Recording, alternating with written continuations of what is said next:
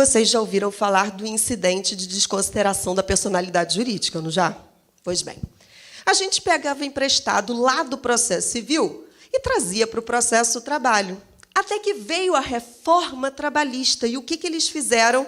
Colocaram dentro da CLT um artigo para falar da desconsideração da personalidade jurídica. E disseram o quê?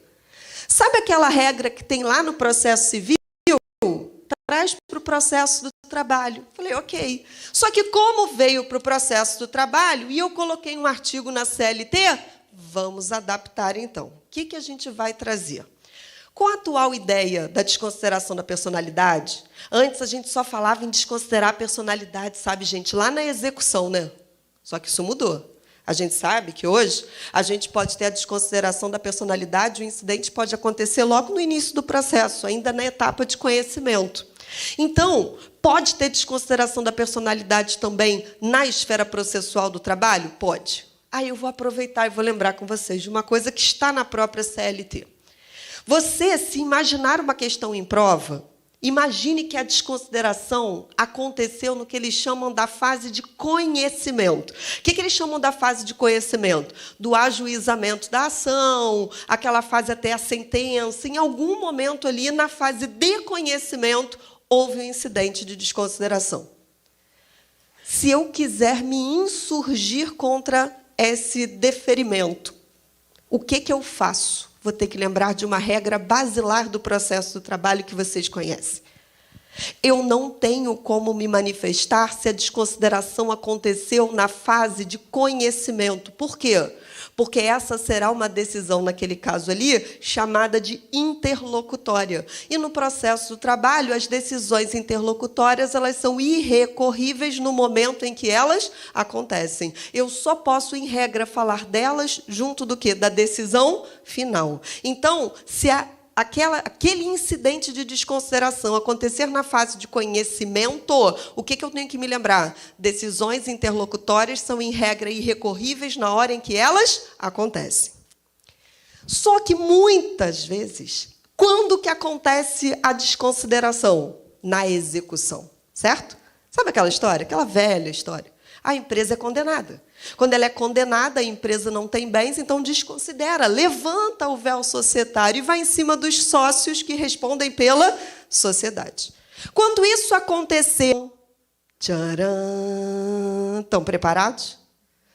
Estão? Agora eu quero ver se estão mesmo. Eu dou sempre uma dica dentro da sala de aula. E rima.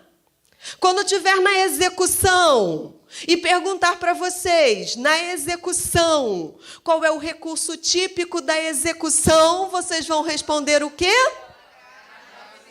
Muito bem, agravo de petição. Então, essa, se aparecer lá, que a desconsideração... Olha como rima. Gente, quando rima eu gosto, porque o negócio pode cair na prova, aí tu não esquece. Aí você lembra assim...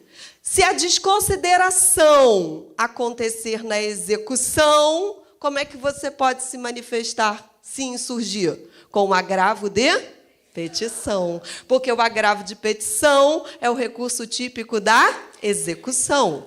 Aproveitando que ele entrou em cena, o tal agravo, lembra só de uma coisa. Se falar de execução, disser que feriu a Constituição, falou que está na execução e feriu a Constituição, não é agravo de petição. Qual é a resposta?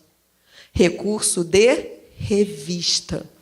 Se falar que está na execução e teve algo que feriu a Constituição, ele está te levando para recurso de revista. Por quê? Porque recurso de revista na execução, em regra, não cabe não. Mas tem uma exceção, se ferir a Constituição. Então, repete aí comigo. Vocês estão animados, eu gostei de ver. Então, olha só, caiu assim na prova. Estamos na execução. Qual é o recurso típico da execução? Agravo de petição.